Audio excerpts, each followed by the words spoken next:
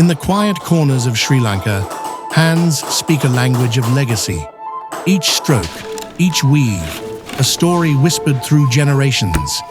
But who are the unseen keepers of this heritage? These are not just artisans.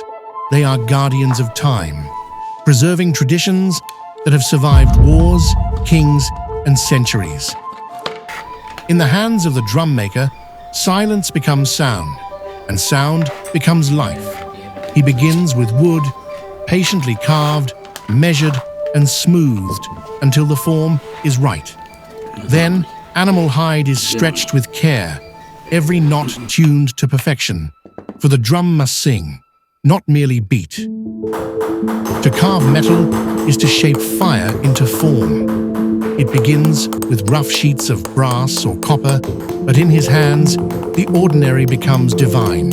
Hammer by hammer, chisel by chisel, he breathes life into patterns passed down for centuries, each detail a prayer etched in steel.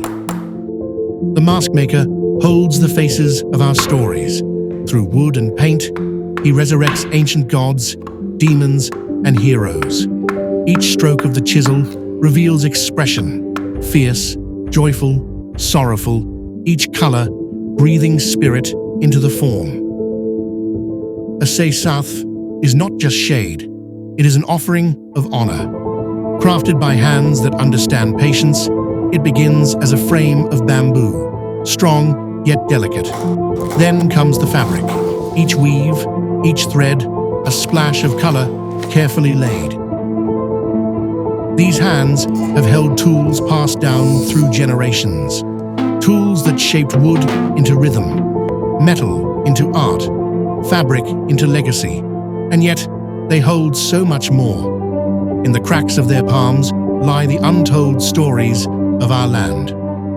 But today, these traditions waver, held up by only a few. If we do not see, do not listen, do not celebrate these crafts, what will remain when the hands fall still?